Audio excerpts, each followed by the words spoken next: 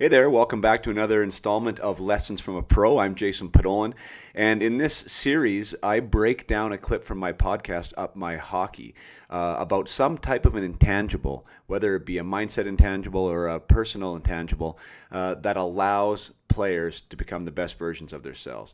And in this episode, or in this clip, I am speaking with Derek Plante about Dominik Hasek, as Derek played with Dominik for multiple seasons when he was with the Buffalo Sabres.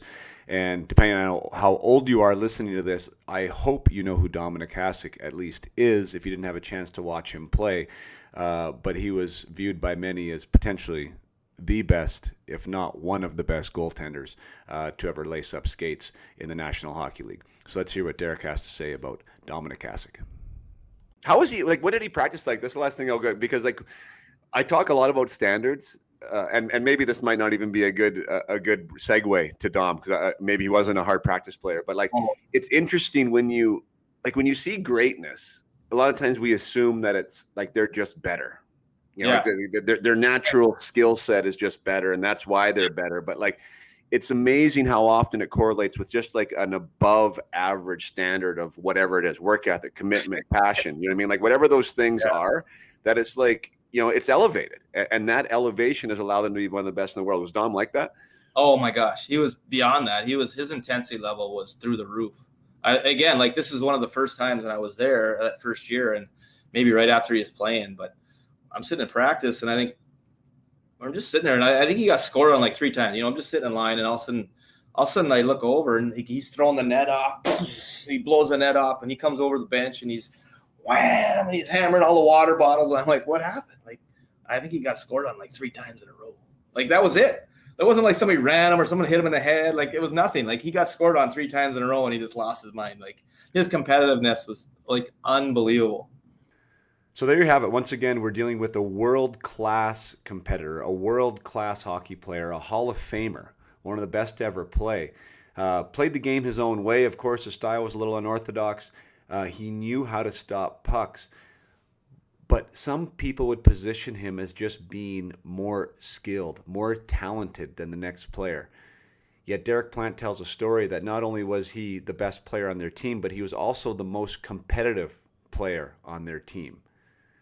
This is not by accident, and I want to emphasize this point, that the competitive nature is a standard that Dom set for himself. This is something that you can grow as an athlete. You can change how competitive you are and where your standard lies with that. How good do you want to be? And for a player like Dominik Hasek to be at the absolute pinnacle of his game, and yet in practice, let me say that again, in practice, he is so fired up for having 3 goals scored on him in a row that he absolutely freaks out.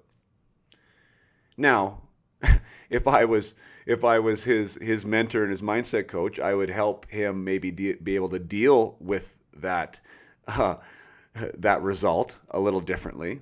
But the fact that he got that mad, that he is trying that hard in practice when he's already amazing, should tell you something about your own game. That if you have big dreams and if you have big aspirations and you want to be great, that's the type of intention you have to bring to your competitive nature in practice. That's how you need to show up. Time and time again in these interviews, and I've witnessed this myself on the ice with these players, is that the best players are almost always the most competitive players. They just go hand in hand. So, learn from others. Learn from those who have come before you.